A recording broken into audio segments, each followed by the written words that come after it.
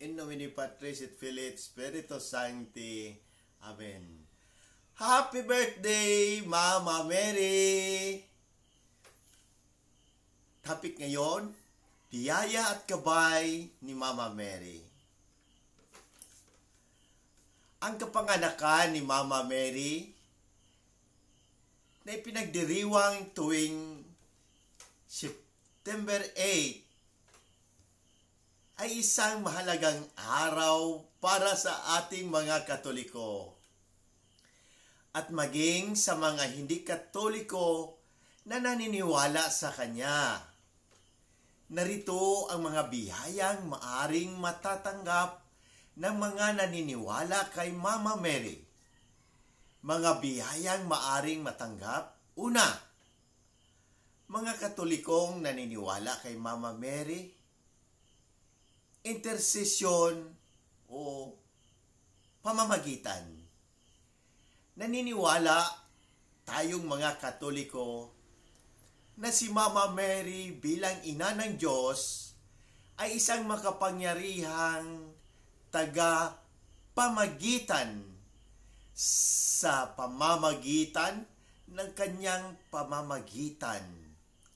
Maaaring ipanalangin ni Mama Mary ang mga kahilingan at pangangailangan ng mga mananampalataya sa Diyos.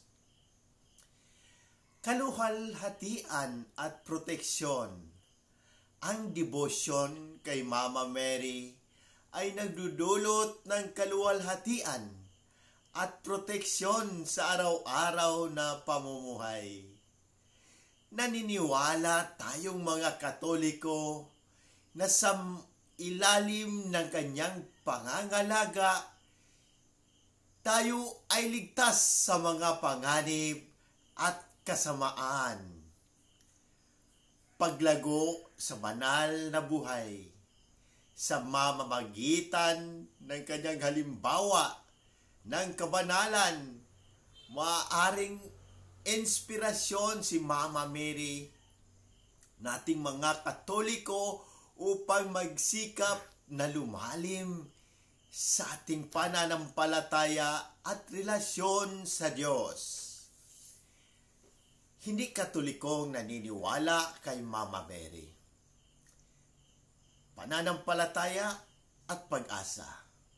Kahit hindi Katoliko, maaring makatanggap ng biyayang espiritual mula sa kanilang paniniwala kay Mama Mary.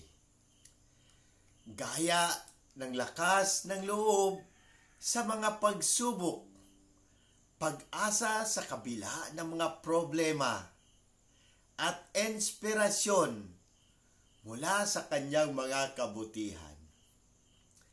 Panalangin at kapayapaan ng loob. Ang sinserong paniniwala kay Mama Mary ay maaaring magdulot ng kapayapaan ng loob at kalmadong isipan sa gitna ng mga hamon sa buhay.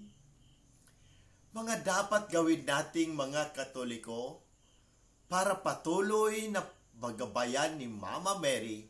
Una, panalangin ng Santo Rosario.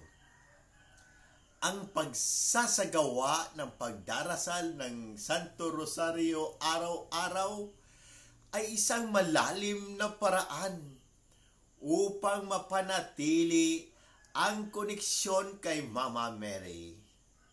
Ito rin ay isang paraan upang makamit ang kanyang tulong at gabay. Pangalawa, pagdiriwang ng mga kapistahan. Ang aktibong pakikilahok sa mga kapistahan ni Mama Mary, kaya ng kanyang kaarawan, ay isang paraan upang mas lalo pang mapalalim ang debosyon sa Kanya. Pagpapakita ng awa at kabutihan.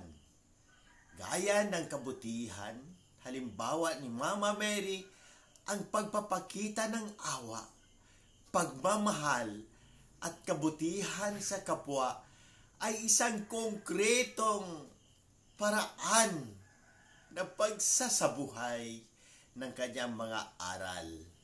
Pang-apat, pagbabasa ng banal na kasulatan. Pagsusuri at pagninilay sa mga bahagi ng banal na kasulatan na nagpapakita ng papel ni Mama Mary sa kaligtasan. Halimbawa, sa Lucas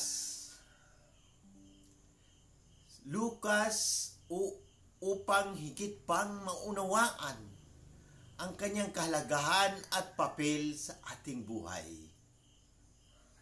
Sa ating pagninilay bilang Romano Katoliko, ang ating devotion kay Mama Mary ay isang mahalagang aspeto ng ating pananampalataya sa pamamagitan ng kanyang halimbawa ng pagpapakumbaba, pagtanggap sa kalooban ng Diyos, at pagtitiwala sa kanyang plano. Natututo tayong magtiwala rin sa Diyos sa lahat ng aspeto ng ating buhay. Ang ating pananampalataya kay Mama Mary ay hindi lamang isang tradisyon, kundi isang buhay na relasyon na humantong sa atin papalapit kay Kristo. Sa pamamagitan ng kanyang gabay, inaakay tayo sa daan ng kabanalan at pagmamahal sa Diyos at kapwa. Tandaan natin na sa bawat pagdiriwang ng kanyang kaarawan, ito ay isang paanyaya sa ating lahat na palalimin pa ang ating relasyon sa Kanya at sa Kanyang anak na si Jesus. Sa ating panalangin kay Mahal na Birheng Maria, O Mahal na Birheng Maria, Ina ng Diyos at Ina namin, kami po ay lumalapit sa iyo ng may buong pag-asa at pagtitiwala. Ipinagkakatiwala namin sa iyo ang aming mga puso at buhay, tulad ng pagtiwala mo sa plano ng Diyos para sa iyo. Pinapahinturo namin ang iyong kabanalan at kabutihan sa kabila ng aming mga kahinaan at pagkukulang. Gabayan mo kami tungo sa tamang landas. Ipanalangin mo kami kay Jesus, ang iyong anak, upang mapatawad kami sa aming mga kasalanan at magkaroon ng buhay na walang hanggan. Sa oras ng kalungkutan at pagsubok, bigyan mo kami ng lakas ng loob at kapayapaan ng isip sa aming alalahanin. Akayin mo kami sa iyong pagmamahal at pagkalinga. Tulungan mo kaming magtiwala ng lubos sa Diyos tulad ng iyong pagtitiwala sa Kanya.